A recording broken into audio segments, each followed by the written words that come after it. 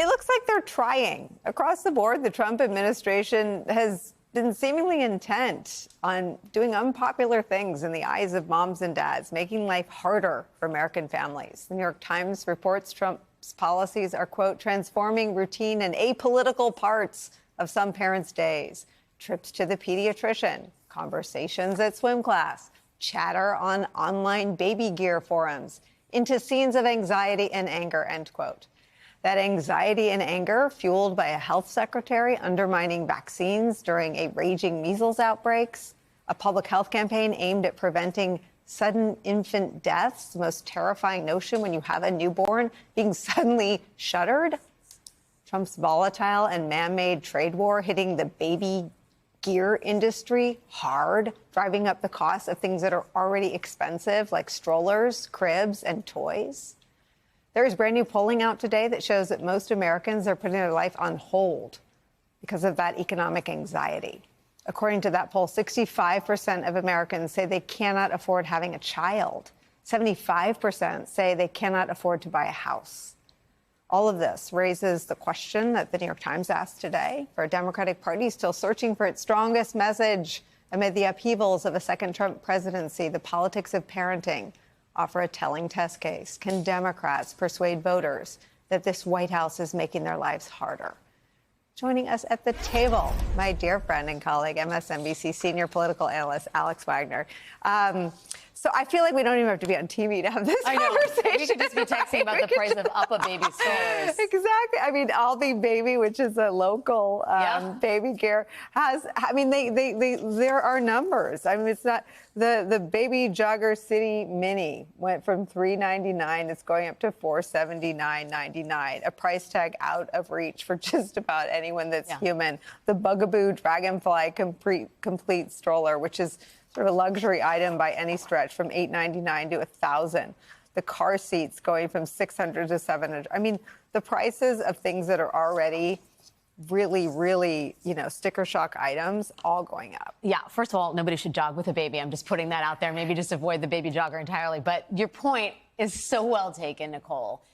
First of all, I think when we put this in the context of how Democrats have messaged, as someone who spent the last 100 days out there, spent a lot of time in the field leading into the election, some of the argument that Democrats were making, and I know Senator Tester is going to have thoughts on this, was in the abstract, right? The notion of authoritarianism, and even today, hasn't landed with people in the way that I think Democrats had hoped it would, in part because authoritarianism, modern authoritarianism, doesn't look like what it used to. You don't have to live in a gulag. There can still be Greek yogurt and Zumba class, and you can still live in a country that's encroaching on basic civil liberties and basic constitutional freedoms, which I think is, what we're on a trajectory towards right now. What Democrats have to do is focus on real, tangible things that matter to people in their immediate day-to-day lives. And I cannot think of a stage of life that is more fraught with uncertainty and panic and worry about basically every aspect of life than early parenthood. And to see things like the price of a stroller going up by 30 or 40%, to see the ending of a campaign to prevent crib death, sudden infant death syndrome. I mean, these are basic campaigns that, you had a baby, I had a baby not recently, not too long ago. These are already moments filled with terror and raising awareness, making people feel like they are safe and held and that there is a larger infrastructure around them to protect them.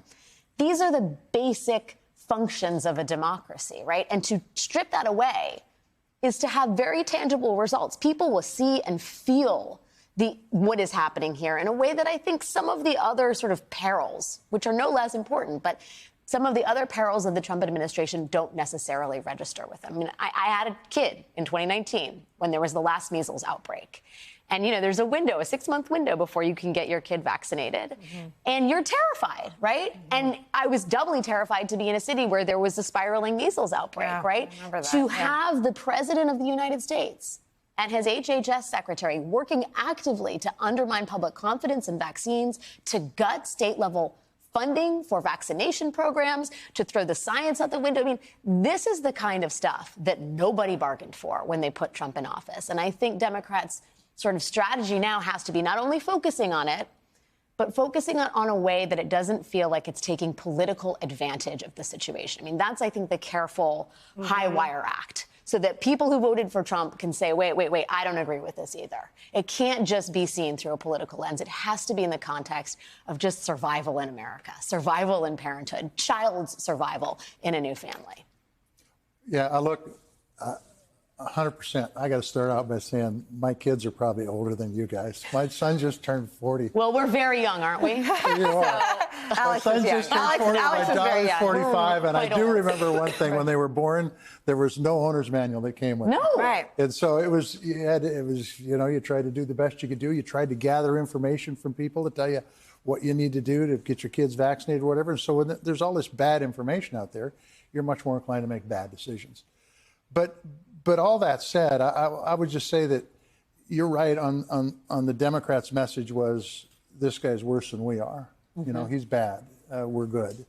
And I think that there's plenty of people out there that many of them worked for President Trump in the first term that are out there talking about the challenges he put forth.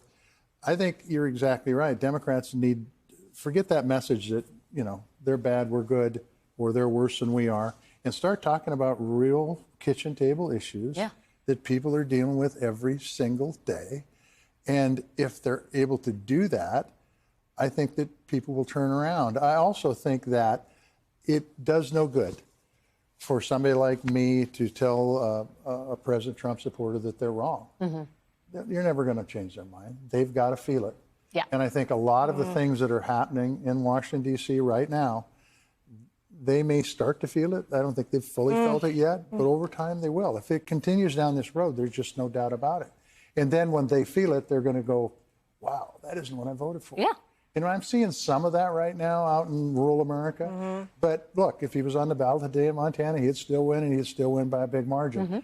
But I think with time, with these tariffs, with the public lands issue, with the fact the exports are going to be impacted, all this stuff is going to have and jobs and inflation and the attack on families. I mean, the list is long.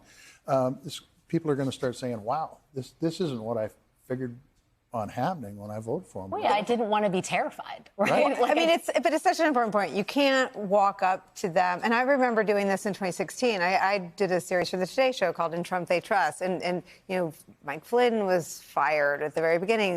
We went back out to see if they regretted their vote. And then I think the Stormy Daniels story. And so you're out there day 30, day 60, they were still in it. But it is the lived experience. And I should say, I actually don't wish that their lived experience is traumatic and scared and confused. But all of these policies point in one direction, and they tell the story of a leader who's completely indifferent to the plight of his own supporters. And that's the piece that I think could erode their sort of blind faith in him. You were having a conversation before the break about the manosphere and why the messaging isn't working. And I think one of the things that Democrats need to figure out is that, part of the influence of the right now is that it's largely driven by culture, right? That these podcasts didn't start out as we're going to be the right-wing alternative to... They weren't budget podcasts. Right. They started out as concerned moms, wellness podcasts, Maha moms. And the left has to figure out a natural way, and it's probably going to need to be driven by sort of voices in the culture, whether on podcasting or alternative media or whatever it is. It can't look like a political strategy. Right. But there are plenty of concerned moms that don't like additives in their food and are worried about the influence of big pharma that also want to have their children vaccinated, don't want other children to die of measles, regardless of where they live, would like a stroller that they can afford. I mean, there has to be a way for this to be a conversation that doesn't feel and is not driven explicitly by politics. And I think that's the only way you have a counter to the manosphere, which is, Theo Vaughn didn't start out being I'm going to be an ambassador for Trump. He just ended up one. Well, and Trump ended up on his target, That's what I'm saying. Trump sort of ended up in his sphere. What I think is really ironic today is we're talking about families that can't afford to buy strollers, and Qatar's giving the president a $400 million jet.